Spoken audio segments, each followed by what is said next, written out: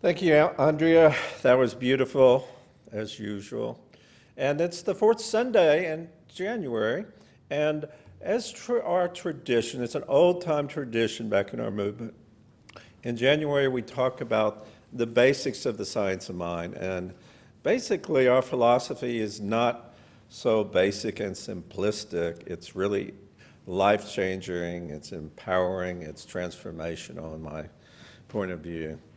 And so the first Sunday I talked about the thing itself, or what is God, what is spirit, what is life, what is love, whatever you want to call that. And then the second Sunday, I talked about how it worked. And this Sunday, I want to talk about what it does.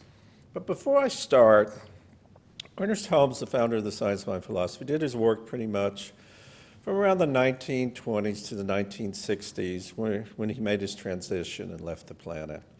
And that was 60 years ago. And so a lot of very, very powerful ministers have followed behind him. And the two that I really like to listen to, that I get inspiration from, that I get understanding of what a minister that's been there for 40 years understands about the movement, I get from two people primarily. Reverend Dr. Roger Teal, who's just retired from our great Mile High Church in Lakewood, Colorado, and Reverend Dr. Barbara Waterhouse, who is in our Centers for Spiritual Living in Asheville, North Carolina.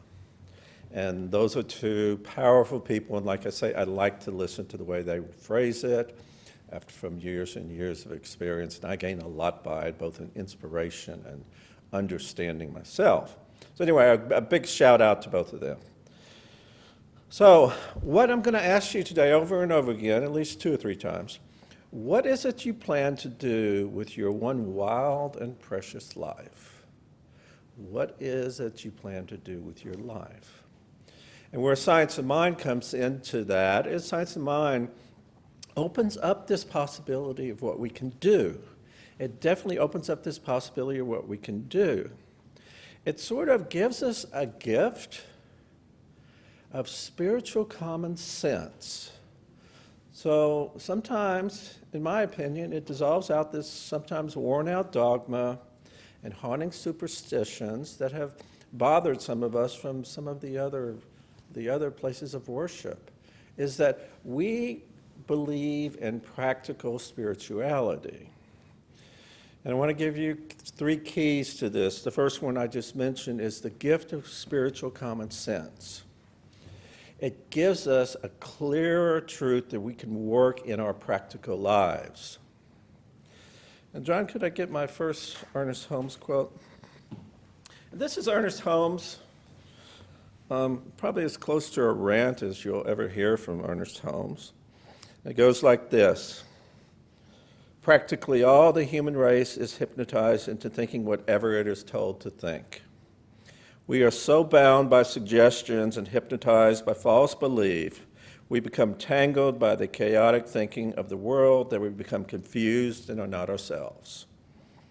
Wake up. Too long have we listened to people. Now our soul can speak in a language that is unmistakable. So what he keeps telling us here is we know we are divine. We've been covering that the last few Sundays. We're going to cover it again this Sunday.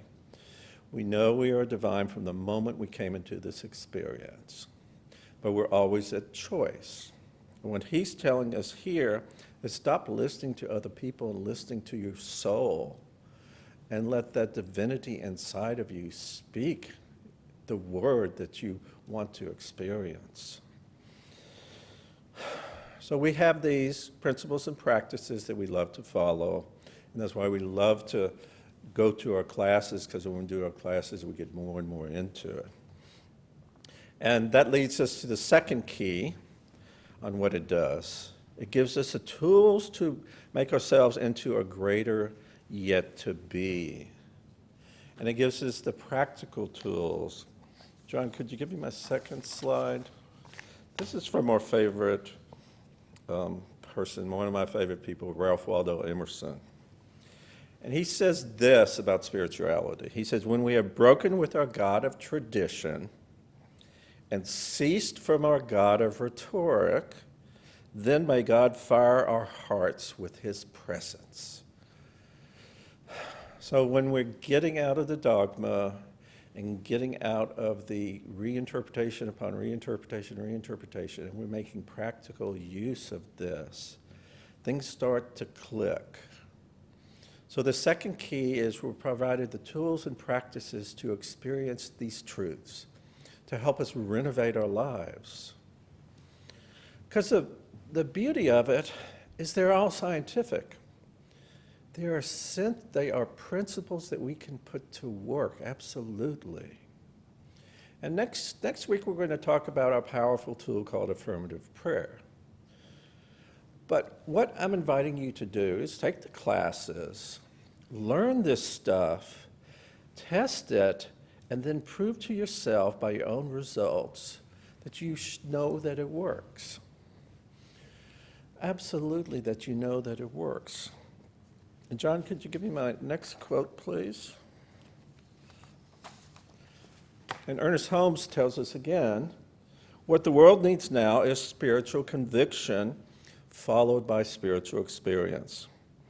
I would rather see students of this science prove its principle than to have them repeat all the words of wisdom that have ever been uttered. So we're not about saying that we know the truth and everyone else knows about it. To Ernest Holmes, it was all about making practical use of it. Ernest Holmes told us, you don't get who you want to be. You become who you are, and who you are is based on your spiritual principles you believe in and your spiritual practices that you go through each and every day. So that's why we like to do our classes around here, because they're important, because they get us knee-deep, elbow-deep. We have homework to do. We have ways to go try this out. We get prayer partners. We do daily affirmations. We make practical use of these teachings all the time. So that brings us to the third key, which I think is the most important, is that God is for us and never against us. Because we can only become that radiant expression from which we came. And we've covered in the last few weeks that from the moment you step into this experience, you're living the life of the divine. You're living that powerful life of the divine. And you didn't have to do anything to earn it. It's your divine birthright that you're born here and born with the divine. And as you leave your life experience, you live that life of the divine. Now, where we get sidetracked is we're always at choice, and we can always change our mind and view our life as being controlled by external experiences, or limited experiences, or false beliefs. But we embrace this life of the divine. It's almost as if we're held in an ocean of abundance. And we're not the entire ocean, but yet all the divine that is in the entire ocean is in that single drop that is us. In that single drop that is us. But we struggle with experiencing that because we struggle with, I think, controlling our minds. There's a parable by Jesus in the Bible. I refer to it as the Sower of Seeds. And you probably remember most of these stories. But it's real analogous to us on how we do with this beautiful abundance that we're given and experience. And there's a farmer, he's sowing seeds. And the first seeds, some of them fell by the wayside and the birds ate them up right away. Well, in our life, these are these gifts that fall, and we're so busy with other things, we don't even see them. They're a blip on our radar screen. And by the time we notice them, the opportunity is gone. We didn't make advantage of it. We didn't even see them because we're busy looking at the external world, trying to make a decision based on external influences. And then it goes, some fell on stony ground. And since this stony ground didn't have much earth, they immediately sprang up, but they didn't have much earth, so they didn't last. So these are these wonderful insights that we have. Yet for some reason we don't have the conviction or commitment to keep them going, to keep our faith in them, to keep our intention on this is who we are. And they come and go. And then the parable goes on. It says, some fell among the thorns, and the thorns grew up around it, and it choked the plant, and it didn't produce a good harvest. Well, we probably had a good idea. We're moving in the right direction. We planted it deep enough. But yet, what are the thorns that are growing around us? That's our consciousness of limited thinking. That's our life that a lot of us, including myself, we live every day. There's thorns in our sides. And because there's thought patterns that are not complete or limiting me and you. And so what happens is these old thoughts create these old experiences, and they choke out this brand new beautiful plant, which we really want to come forward. They just choke it out. And then finally, some fell on good ground and yielded a great crop. So we deepened our conviction. We planted the seed deep enough. We weeded the garden. We watched our thinking, and we kept reaffirming that there was a powerful good in the universe, and we can make use of it. And we were in touch with that, very much in touch with that. So I want to give you 3 keys on how we can use this in our daily life. And the key comes from, it's an I AM acronym, and I AM is some powerful words. And the I stands for imagine. So that's the first key, is imagine. So open your arms and get ready to receive. Go beyond what you have previously accepted. This is the point where you're going to let your imagination go. You're going to let any thought of doubt go. And you're going to raise the bar of your mind and of your heart of what you can take in.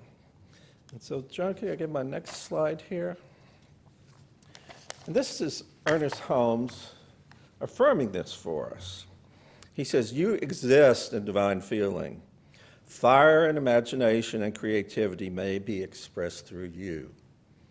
Be yourself and express life as you find it. Never imitate. Trust yourself. Find yourself in God and God in the self. That last sentence is so vitally important. You not only trust that there is a God, you trust and know that that God is in you right this very instant and right now. So the first key is to have this great imagination, know what good can look like and how powerful good can look like. And the second key is the I word, the A word. You have to accept that these are not pipe dreams, but they're creative seeds for your divinity to unfold in your daily life. So you know that the inspiration of spirit is empowering yourself, and you're accepting that experience. Ernest Holmes told us, the mold of our acceptance is the measure of our experience. And this is a very powerful statement. The mold of our acceptance is the measure of our experience. So you have this imagination, you think, yes, good would be good, and then you have to accept it deeply. So did you go to the well with a big mold or a small mold? And this was, Thomas Troide said years ago, those that understand the law more completely can make better use of it. And I really believe this is what he was referring to. The more of a mold that we can accept for our good, the more good that's going to come into our lives. And, and so what's stopping us from accepting those? Just what I would call the consciousness of the race or the consciousness of our culture, words from trusted friends, words from our family, words from the TV, people saying it cannot get that good. You're a Pollyanna. You cannot get what you want without doing this, that, and then it probably won't come to you. But those are all limiting and false beliefs for us. So, small or large, think about the mold that you're going to accept that. There's a great story. There's a landscaper who was struggling a bit, and then he met a very powerful landowner. And then the landowner says, I hear you have a good reputation. Go look at what I have and tell me what you could do and what you would recommend. Well, the landscaper, instead of limiting his vision on what maybe he could sell and he didn't want to overbid and stuff like that, he went and looked at and used his imagination and said, what could I do? I could build this garden here. I could change these shrubs here. I can change the entire design of his entire estate. And when I got through, he just let his imagination go. It was beautiful. So he wrote that proposal up, gave it to the owner, and the owner looked at it and said, yeah, this looks pretty good. Why don't you go do that for me? So he used his acceptance and put his mold, he didn't limit his mold. And sure enough, it came to him with an unlimited point of view. And the third key is magnetizing. And so magnetizing is that when we're in that state of imagining and fully accepting, we start to draw things to us. Eric Butterworth said, you are a living magnet, constantly drawing to you the things, the people, and the circumstances which are in accord with your thought. And so that's just the way it is. And when you reach a certain consciousness, you can do that. There's a story about Ernest Holmes, and there was a problematic heater or air conditioning unit in home office, and they had this big gala. And so they didn't know what to do. They had been trying to diagnose it. They didn't know what was wrong with it. And they were afraid it was going to act up and mess up the whole big party that they were planning for Dr. Holmes. So they asked him, Dr. Holmes, could you just come down here? They said, we don't know what's going on with this.